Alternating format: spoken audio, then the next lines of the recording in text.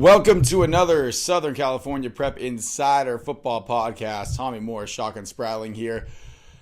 In what was probably one of the biggest weeks in California high school football, maybe a big W for one of the top teams in the section. We'll get to that in a second, but Shotgun, how'd you feel about last week?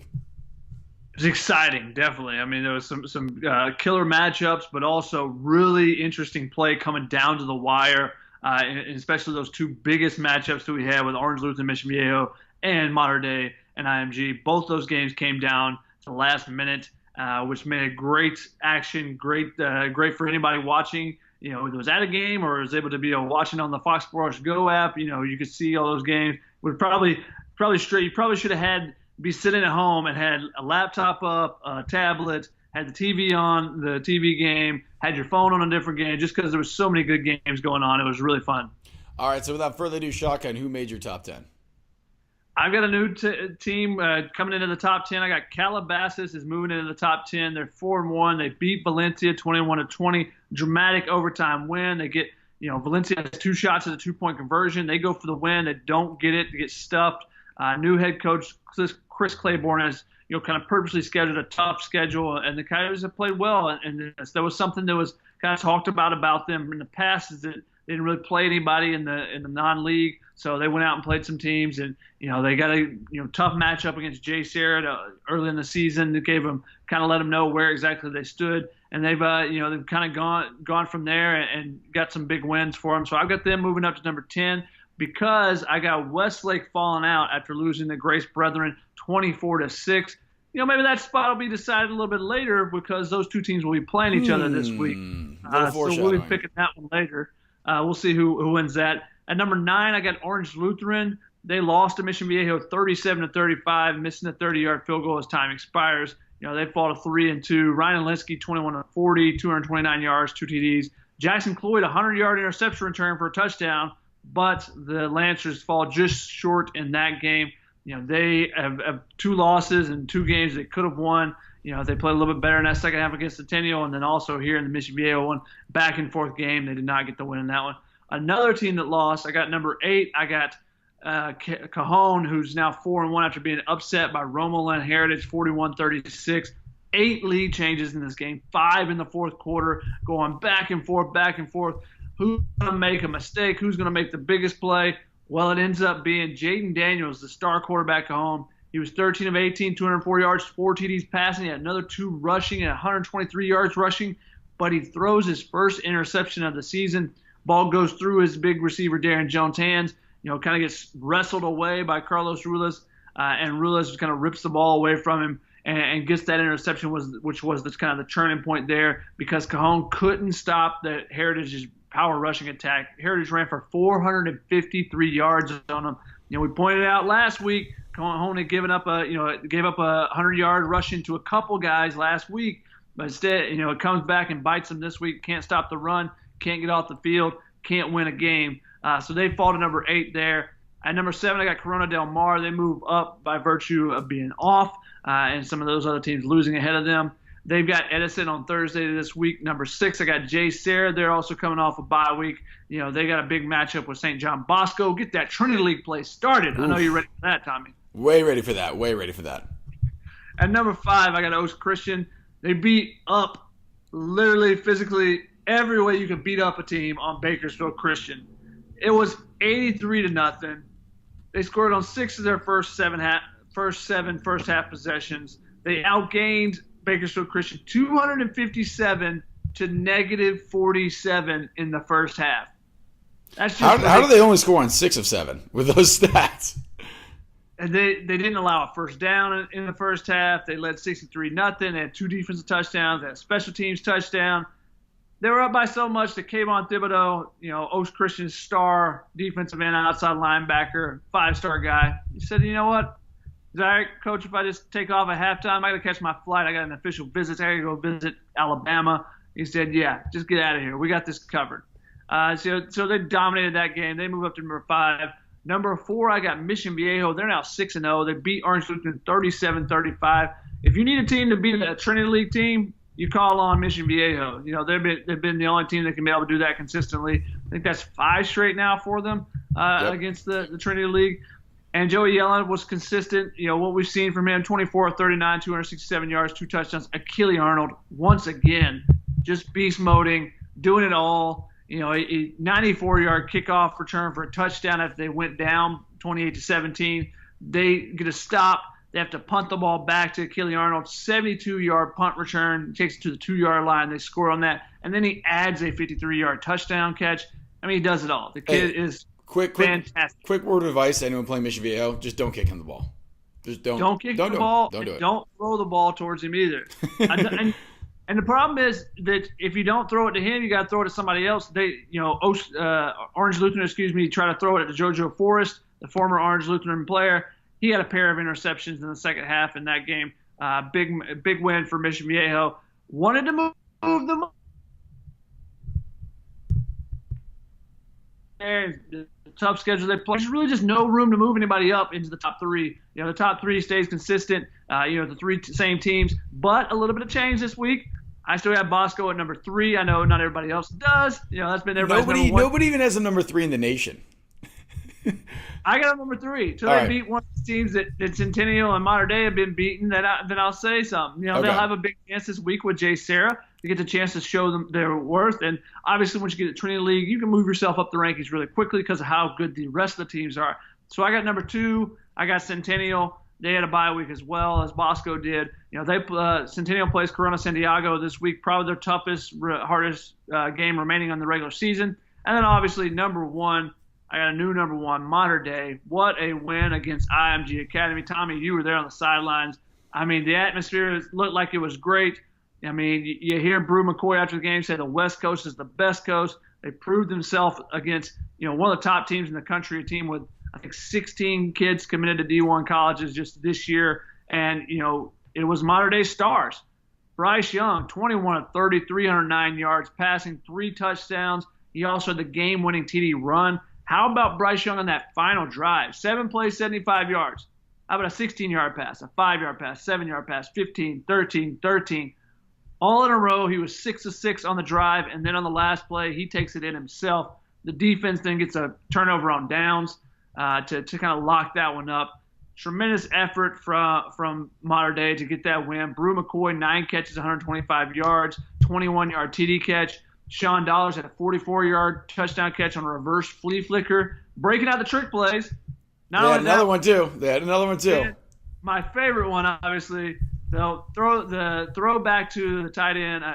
To the tackle eligible Miles Murrow, the 2020 recruit, 12-yard touchdown catch for him. You love to see the big man get in the end zone, and he caught it and took it in and showed what a big guy can do. Can I be an annoying nerd for a second? Go for it. That was technically a rushing touchdown. I'm just saying. But they wrote down as receiving, but it was a backwards pass. But, hey, it's good because I think Bryce deserved that stat anyway, so give him that touchdown pass. I think it's fair. But a kid I definitely want to shout out to because I was at that game. Sean Dollars was kind of struggling on the ground. A kid who was not was Jacoby Harper. Jacoby looked unbelievable. And yes, he's undersized, so that's probably why he's not getting the same looks as everybody else. But he was, in my opinion, kind of the difference maker in that game. He was the one that was keeping IMG honest because – without that, they would have been able to lock down Brew McCoy the whole game. And Jacoby was catching the ball in the backfield. He's able to run the ball between the tackles, even though he's a smaller guy. Love the heart of the kid. He's definitely a guy that is probably being under-recruited just because of his size. And then we got some of those. I bring them up every week in Southern California, but so much talent down here in Southern California in the southern section that some of those guys get overlooked just because they're not as big as some other people. Which I think, again, if I'm a college coach and I saw that game, which I'm sure almost every single one was watching because every single college, I think, had a player on the field that day. Come on, dude. I mean, Jacoby was, in my opinion, probably the best player on offense for Mater Dei. I know it's saying a lot considering Bryce Young had a good game, considering Brew McCoy had a good game. But Jacoby played really, really well, especially early on when Mater Dei was struggling to move the ball. It was only 7-6 at halftime, and he was really kind of the only bright spot there for the team. Anything else you want to add about Mater Dei in that big win? I mean, it's just a fantastic game all around, but to give a lot of credit that Mater Dei was able to sustain and be able to get that win, the late drive, even though IMG was crushing it on the ground. I mean, you sent me a couple texts during the game just talking about their running backs. They rushed for 320 yards, Trey Sanders might be the number one running back in the country. He had 181 yards. And you were even more impressed by Noah Cain, the other running back. Yeah, Noah Cain, first carry, ran through about 3 people. And I don't mean just like broke a tackle. I mean ran through about 3 people. And I was like, oh my goodness, this might be a long night if this kid keeps running like this. But Modern Day, to their credit, sucked it up and started to make some tackles. But I mean, again, it was a back and forth battle. Modern Day had to play a perfect game to win that thing. And I think they pretty much came close to doing it, with the exception of all the penalties both ways. Got a little ridiculous. I think you were saying 30 was the final count. 30 penalties for over 300 yards combined for the two teams. Refs kind of maybe keep it in the pocket a little bit. I don't know. They seemed like there was a lot more penalties that need to be called than were, but hey, to each turn. It's a big game for the refs too. They're probably nervous. I'll give them that. A lot of penalties thrown, but I mean, even a couple of ejections in the game. So, some of those, if you're getting people ejected, that means that the referees can't really pocket the flag on those. No, those are the rejections. I'll give you that. Those were merited ejections. Going to our top 10, it's pretty similar to yours. It's Upland at 10, Bishop Amat at 9, Cajon 8, Orange Lutheran 7, JSerra 6, Mission Viejo 5, Oaks Christian at 4. That's pretty much one of our other discrepancies. We also have Centennial 3, Bosco 2, and Modern Day. You knock off IMG, you get to be number 1. You just get to. I'm sorry. But by proxy, is Bishop Amat better than IMG now? Something to think about. Something to think about. They technically beat them? Something to think about. Anyway, moving on to our game shout-outs, as we'll do it like we've been doing the last couple weeks. Shotgun, you rail through all yours, and then once you get tired, I will chime in with mine, and then we'll go back to you. All right, because I got a lot of them this week. A lot of big-time performances this week. Let's start with Seth Locke at Norwood. 2 TD passes, a touchdown run, a touchdown catch, and he took an interception back for a touchdown. 5 TDs in the game. He did it just pretty much any way you could. How about Andrew Johnson, Laguna Beach, over 300 yards passing, 3 TDs. Also a star tennis player for the Breakers. So, love those two sport athletes. Hey, little Josh Rosen. Huh? Tennis player, quarterback. There we go. You can do it both. I mean, if it works for Josh Rosen, he just got named a starter in the NFL.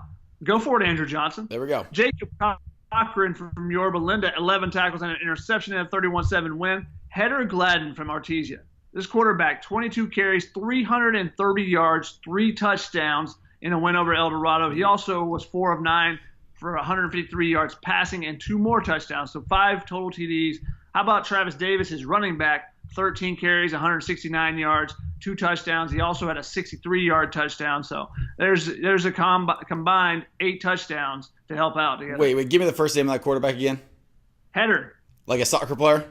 Heder. I think I'm pronouncing it right. No, I mean, I agree with you. I mean, maybe he's a soccer guy. Could be. Parents at least were soccer fans. There we go. Yeah. How about Heritage? We talked about them getting the big upset. They turned to a new running back, Ika Tuatala. Had 21 carries, 176 yards, and 4 touchdowns in the upset. That's a big win for them. Grace Brethren also with the upset of Westlake. That was led by Lontrell Diggs, 34 carries. He was carrying the workload, 34 carries, 178 yards, and a touchdown. And then also Troy Hawthorne on the defensive side with 2 interceptions in that game. So congratulations to Grace Brethren getting that win. Yeah. They got some big-time prospects as well. And I'm going to say Grace Brethren, too, watch out for them because they got a couple transfers that I think are eligible now. I'm not 100% sure how this is going to work, but a pair of twins from San Fernando that are good players. I don't know. Again, I don't know when they're going to be eligible. I don't know if they're already eligible, but watch out for Grace Brethren coming up. I believe it was just the eligibility time, just the transfer eligibility time just passed. So I think we're going to get some influx of talent. So we'll see how that affects some of the conference races as well, the league races as we go. How about Antonio January? I mean, I know it's September, but how about Antonio January, Miriam Mesa, 24 carries, 201 yards, and 3 TDs, and a come-from-behind win for Murieta Mesa there. Niles Hibbert from Compton, 8 tackles, an interception, forced 2 fumbles, but he does it on both sides. 14 carries, 148 yards, and 2 TDs as well. Tommy, we love those two-way guys. Love it. How about Miles Herrera, Redlands East Valley, the Rev, coming in at 23 of 31, 407 yards passing, 4 TDs. Zion Alafosio, I never can pronounce this. I want to throw an extra syllable in there every time. From Villa Park, he had a pick 6 interception. He had a punt return for a touchdown. He also had caught a touchdown as well in a 56-6 win over El Toro. He wasn't the only one that did that. We got another guy who did that as well. But Dylan Bonilla for them had 4 catches, 160 yards, and 3 TDs. Also set the school record for yards. How about that? How about St. Margaret's Lanham had 9 carries, 162 yards. Only need 9 carries, 162 yards, 3 touchdowns. Chris Venegas from Warren, 11 of 18, 309 yards, 4 TDs. Also had 2 TDs on the ground in 5 carries. He had 127 yards. His top target was Desmond Carnes, had 6 catches for 250 yards and 3 TDs. Bellflower's Joe Garza, 330 yards, 4 TDs passing. Whittier, how about these guys coming together? Jasper Mendoza, 7 catches, 235 yards, and 2 touchdowns, while Jonathan Arsenault, the running back, had 15 carries for 162 yards and 3 touchdowns. Brian Wright from Fairmont Prep, 263 all-purpose yards, 2 punt returns for a touchdown, 1 kickoff return for a touchdown. Hey, why don't you not punt the ball and kick the ball to him anymore? This just kick it out of bounds, take the penalty. Achille Arnold rules. Don't want to give it to him anymore. Tommy, who all you got over there? Yeah, we had a couple double ups, but I'm going to say them anyway because I don't really care. First one, Max Garrison, St. Francis, 163 rushing yards and 4 touchdowns in shotgun. He's only a freshman, so be ready for that. Freshman for all those yards. Next, we go to South Hills. It's Khalil Ali, 303 passing yards, 2 touchdowns. Also on the ground, 106 rushing yards and a touchdown. Going to Yorba Linda, I think you had a couple of these guys. But James Fassini, Keaton Haddon, they rushed for a combined 326 yards and 3 touchdowns. I'm going to give one to the whole entire Orange High School offensive line because as a team, they ran for 480 yards and 7 touchdowns. So I'm going to say that's the line's effort. Running backs, you get enough credit. You don't need that. Daniel Bonilla as well. And then my last one is going to be Blake Sturgill from Moore Park. Very efficient day. 9 of 14, 305 yards, and 6 touchdowns. So 6 touchdowns and 9 completions. That's pretty good. Yeah, Hunter Milton was his wide receiver, had 3 catches, 3 touchdowns in that game, 147 yards. You talked about Orange's offensive line. How about their quarterback, Dalen Pedroza? He had a lot of that rushing yards, 175 and 4 TDs. He was also 7 of 10 for 76 yards passing, so he does it on both sides. And I got to give a little bit of love to Sultan Daniels. You talked about Max Garrison and how big of a game he had. Sultan Daniels was on the other side for Harvard Westlake. He had 259 yards and 3 TDs in that loss. Unfortunate for him. Isaac Flores from Patriot, 33 carries, 200 yards, 3 TDs. JP Andrade, we talk about him a lot, from Bonita, 400 yards passing, 5 TDs, and a 40-33 win. And your boy, Zaquan Irby from Ganesha, 255 yards and 6 TDs. I know he's on your Southern Section Fantasy League team. It was a good pick by me. He's going to run for how many yards in a mile? He's going for it. That's feet. It's 5,260. So divided by 3. I think he can do it. Yeah, he can definitely do it. He probably already did it. It's less than 2,000. Less than 2,000. So it might take him like 2 games to do it. 2 good games. He's been crushing it. How about El Monte's running back, Devon Booth? He had 7 total touchdowns. Elijah Juarez from Long Beach Poly, he's the third string guy. Steps in at the running back spot, 17 carries, 239 yards, 2 TDs. He also had a receiving touchdown there, 42-6 win. Andre Thomas from La Sierra, 8 catches, 165 yards, and 2 touchdowns in a win over Paris. And I heard some of those catches were quite spectacular.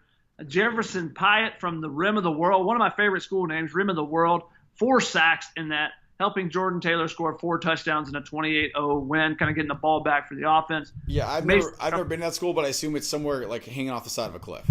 I would hope so. I hope it's like the school in Sideways Story. What is? I can't remember the child's book, but we're gonna cut that part. We're old. Yeah, we're old.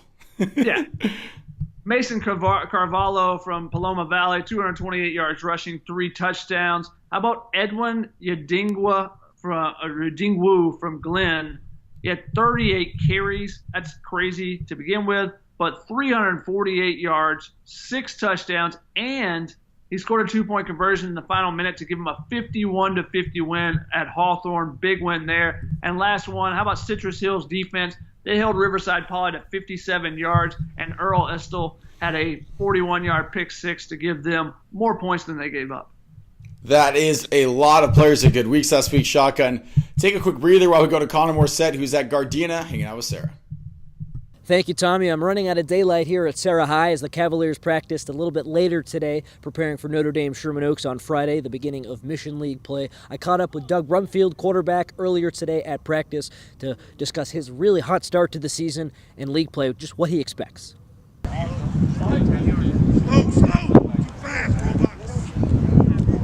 it's a great experience. I didn't even know I was leading the state. I thought I was just league, but that's an amazing achievement that I've accomplished so far, and I hope to keep it up. So, yeah.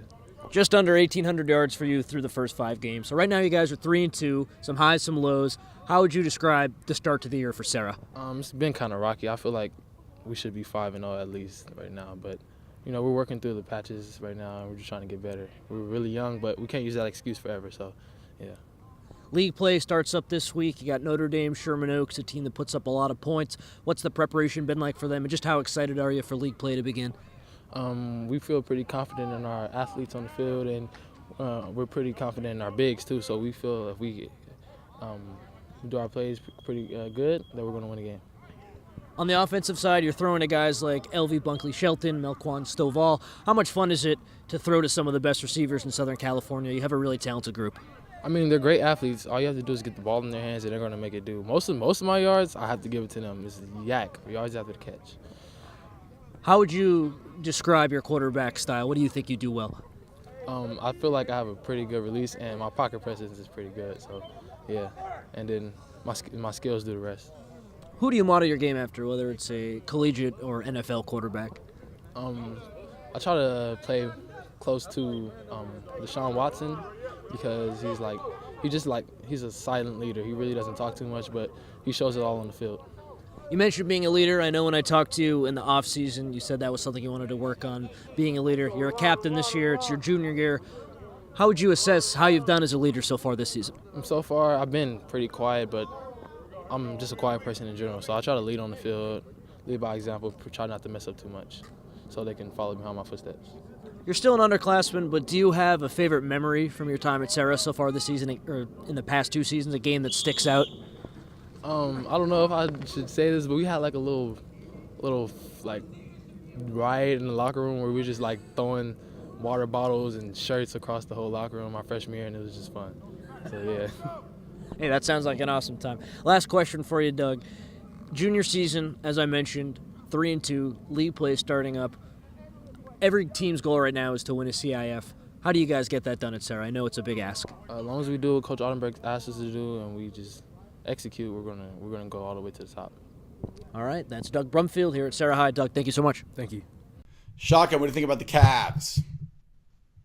I love Doug Brumfield, and I think he's only going to get better. He's pretty tall and lanky. As he grows into his body, as he adds a little bit more mass, he's only going to get more consistent with his delivery, which should help him be a little bit more accurate with his throws as well. That's sometimes the knock on him, is that he can really fling it, but sometimes it's a little all over the place. He's got some really good receivers, but they're going to have to watch out. That rushing attack at Sherman Oaks, Notre Dame with Christian Grubb and Anthony Smearman III. Saw them earlier in the season. They were really good, so I expect that game to be a pretty good one this weekend. All right, moving on now. We'll go to Linfield Christian with Jessica. Yeah, thank you, Tommy. This time around, I headed to Linfield Christian, where I spoke with the head coach, Deshaun Burns. Now, funny story, actually. He played at USC, so I'm sure you're going to like that. He also helped out with the coaching staff there. He's coached at a couple of different colleges at this point, as well as the Redskins. Now, here he is at Linfield Christian and says that he really loves the culture that they have here. He said, they have a very winning program here at Linfield Christian, but within the past couple of years, they have struggled a little bit. But this year, they're off to a great start, already 5-0, so this year really looking up. Let's take a look and see what he had to say. Coach, last year, the season before, you guys started off a little rough. This season, already starting off 5-0. What do you owe that to? Why are you guys starting off so much better, and what is just really clicking for you guys this season? I think the guys came together as a unit after last season and decided that they were going to work a little differently and not take some things for granted and just kind of put all of their efforts into every single week and every single game. The preparation and practice seemed to be a little different. The tempo was a little different. And they just kind of made their minds up that they're going to go and do the things that maybe we took for granted and just had some oversight on last year. And they paid attention to detail this year, and it just came out like really clicking as a unit. Now, you are a coach who has coached at every level at this point. You've coached a couple of colleges, you've coached the NFL even. Why is it that you decided to stay here at Linfield Christian? Well, it's a chance to build something, and you watch. The game is still pure. So you're able to watch and see these guys grow and mature, and then they're chasing the goals of playing college football. They want to become better. You're watching them become better. They come in as a 120-pound freshman that's not sure if they want to do something, and they graduate at 160, 170, or maybe 135 pounds of twisted steel, but you just see them mature and grow, and you still have a chance to pour into the young men, and it's not a business. So it's been a blast just to watch these guys obtain their goals and dreams and just see how the program's grown over the years. Now, all of the players here so far have spoken very highly of you. What sort of culture do you try and build here at Linfield? We want to be a culture that's about hard work and determination, not turning anything down, but just being accountable and responsible and doing the things that we're supposed to do when we're supposed to do them and the way that we're supposed to do them, and playing for each other, playing a selfless brand of football and not a selfish brand, and then having respect and then being able to be good pillars in the community and society once it's all done. Now, when you first came in as the head coach, you guys were 6-5. Now this year, as we mentioned already, you guys are 5-0. How has this team really sort of developed since then?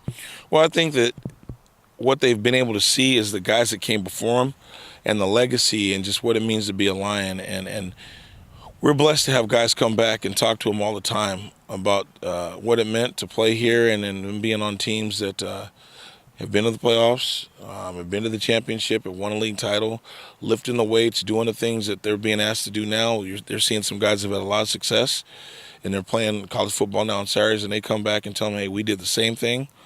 And so the guys they're buying in, and they understand that there's a standard of playing here, and everybody has to go through it. So just you got to embrace, like to say, embrace the suck. Now, you have quite a few guys here that definitely stand out. Who would you say has been proving themselves to you so far this season? Well, that's a tough question. I think that obviously you had Trey, you have Trey and Ben and Brad, who are guys that came out with some offers early. They are top quality class individuals. Football aside, they're quality young men, and then when you put the helmet on them and you let them run around the football field, you can tell that they can play at a different level. And we've had some pleasant surprises with Caleb Maresh and Cooper Whitworth and Jake Martinez, our kicking department. These guys have really stepped up and decided they want to play, and they've all been pleasant. I love to say there's one, but they've all been pleasantly surprised, and the ones that have the accolades behind them, they're living to the build, right? They're living to the fold. I'm sure that's a lot of the reason why you guys are doing so well this year. Now, the last time you guys did do this well was back in 2015 when you went 12-2, only losing to Notre Dame in the championship. Now, yes. But what can we expect from you guys this year? Well, the goal is to go 1-0 each week. We're not looking ahead to a CIF championship or a state title or anything of that nature. It's about just playing the best football you can play and playing better than you played a week ago. So we've been on hiatus. We had a bye week, so we had a chance to fine-tune some things and work some things out. So the next time we step on the field, the product has to be better than it was 2 weeks ago. So we're not. We have our goals, but it's really playing the best you can play each week. Thank you so much for your time, Coach. I look forward to watching you guys. I appreciate it. Thank you so very much. As Coach Burns said, they're really just off to a great start. Everything seems to be clicking this year. He thinks they're going to make it very far, and I have to agree with him. In the Ambassador League, they don't have too much competition. I'm pretty sure they're going to go 10-0 this season, honestly. I think where it's going to get a little tricky is once it gets down to CIF play, so that'll be when it gets a little more fun to watch. Now, as far as the Inland Empire this week, we have in the Southwestern League, Great Oak going up against Temecula Valley, which is always a great little rivalry game right there, seeing the two crowds go up against each other. I'm pretty sure TV's going to take that one. And we also have Upland, who has consistently been in our top 10, and they're going to be playing Damien this week. I think that's going to be an easy win for Upland. And then just a couple others in the Big 8, we have Norco taking on King. Easy win right there for them. And then Centennial going up against Santiago. Now, while that'll be a little bit of a closer matchup, Centennial will most likely take that one. That'll be a very fun game to watch, though. I'm excited for that one. That's all for me. Back to you guys. All right, Shotgun, what do you think? Linfield Christian has a pretty good offensive line prospect there. And Ben Coleman, and Deshaun Burns is a guy that I just love him. He's a guy that got injured in college, went over to the coaching side, but he gave up football playing, but he went to the baseball field as well, played baseball at USC, was in the Houston Astros organization, a guy that never knows how to quit. So he just bounces from one aspect to the other, And that's a guy that the players can kind of rally around, knowing that he's always going to be giving his all as well. And, I think Linfield Christian is really playing to his personality, I would say. And when you got a guy like Ben Coleman on the offensive line that you can run behind, that makes it even easier. All right, finally, we'll head now over to Beverly Fam. Thanks, Tommy. A quick Orange County football update. Last week, Orange Lutheran fell to Mission Viejo 37-35, bringing the Diablos record up to 6-0 on the season. Mater Dei defeated IMG Academy 28-24 in one of the most anticipated matchups of the season. The Monarchs pulled out some trick plays late in the game, but there were multiple penalties on both teams, and IMG Academy had 2 players ejected for personal fouls. Mater Dei quarterback and USC commit Bryce Young scored on a 6-yard touchdown run with just over a minute left in the game to give the Monarchs the win. However, this will be IMG Academy's last game in California, as beginning next season, CIF rules will go into effect that will ban all California schools from playing against teams that are ineligible for their state playoffs. Today, I'm at Tesoro High School to see how the Titans are preparing for this Friday's rivalry game against San Clemente. Last week, Tesoro had a tough loss to Los Al with 6 turnovers, and we can expect them to step up their offensive game going into this Friday's South Coast League opener. Hi, this is Matt Poston, head football coach at Tesoro High School. We're excited for such a good opportunity to play such a good program to start off league play. San Clemente's had a lot of success recently in these past couple of years, so we know we got our work cut out for us. But our boys have been working hard, and we're excited for this opportunity, and it's going to be a great game. Returning from a bye this week, we have Bosco, JSerra, Servite, and Santa Margarita coming back. You can catch Mater Dei at Servite and San Clemente at Tesoro on Fox Sports Prep Zone at 7 p.m. on Friday. And the game of the week will be JSerra at Bosco at 7:30 p.m. on Fox Sports Prime Ticket. Back to you, Tommy. All right, Shotgun, those are all 3 of our field reporters who've gone through our game balls, our top 10s. Now it's time for game predictions. Again, all these games are findable on the Fox Sports Go app, so make sure you watch and play along with us all week this week. We're going to start with one we kind of teased earlier in the segment. It's a 7 p.m. game. It's on the Prep Zone. It is Calabasas traveling to Westlake. Calabasas, they got a great passing attack with Jaden Casey. You got Micah Pittman. You got Johnny Wilson. Johnny Wilson didn't play last week. Hopefully he's back this week. I think that the Calabasas has to go on the road, though, here. I got Westlake winning this. Jason Heller has been so difficult for everyone to cover. He got shut down a little bit last week. That's how Grace Brethren was able to win that game. But I don't know that Calabasas has the same DBs on that side that can slow him down. So I'm going to take Westlake at home. Yeah, Jason Heller had a huge game 2 weeks ago, as you mentioned last week, kind of a slower one. Jaden Casey, 1,212 yards. Sorry, a lot of 12s there. And 13 touchdown passes so far this season. The Coyotes offense looking pretty good, but I'm going to agree with you here. I'm going to go with Westlake. Westlake's a team. They're not in the top 10 right now, but I think they'll find their way back in there. So I've got Westlake in this one. Next, Trinity League. Here we go. Can it happen, Shotgun? Can Servite at home upset Mater Dei? Hey, playing at home, you never know what happens. They got a pretty good quarterback with Blaze McKibben. However, I don't think they have enough firepower to knock off Mater Dei. I think the defensive line of Mater Dei can get into the backfield and cause some havoc there, and that'll keep McKibben on the run. So I got Mater Dei winning this one. Yeah, I got Mater Dei too. I saw them last week. As far as I'm concerned, as of right now, the best team in the country, so can't really pick against them. Next, San Clemente at Tesoro. San Clemente finally ended a rough 4-game losing streak. 3 of those losses have been a combined 6 points. But now they go on the road to Tesoro. Can they get a winning streak going? That's the question. Tesoro also trying to break their losing streak. They've lost 2 in a row. They haven't really been able to get the offense going the last couple of weeks. 6 points and 16 points the last 2 games after they had 34 plus in each of the 3 games before that. San Clemente, there's something weird about them. Their offense is really good in the first half. They've been averaging over 21 points and only like 12 in the second half. So, I'm kind of concerned about that San Clemente offense, but I'm taking the good quarterback and Brendan Costello, the Oklahoma State commit. I think San Clemente gets a winning streak going. You win 2 in a row, that makes a streak, right? Yeah, of course it does. I'm going to agree with you, Costello. 1,681. I cannot read today. All-purpose yards so far, 10 touchdown passes, 5 of them rushing. He's had a great season so far. Another kid, I don't know how this kid is being recruited, Jadale Jenkins, wide receiver, 551 yards receiving and 5 touchdowns. He's 6'3", and according to him, he runs a 4.40. So with those measurables, you'd think someone would think something of him, right? I don't know. Anyway, moving on. And for Tesoro, too, I want to mention Jacob Gonzalez, 419 rushing yards, 7 touchdowns. Brant Glass on defense, averaging 14 tackles a game. You like to see that out of Tesoro defensive player, but again, I'm going to go with San Clemente. Next, we talked about them briefly too. Valencia traveling to Canyon. Valencia is coming off that tough loss at Calabasas, but I expect the Vikings to bounce back. And could this be the week that they get star back, Javon Wilson, the Oregon commit? Is he finally going to be healthy enough to play? They've been waiting on him. Hopefully they get him back and we get to see what he can do. Luring, let me see if I can get his name right. Pa'ialili,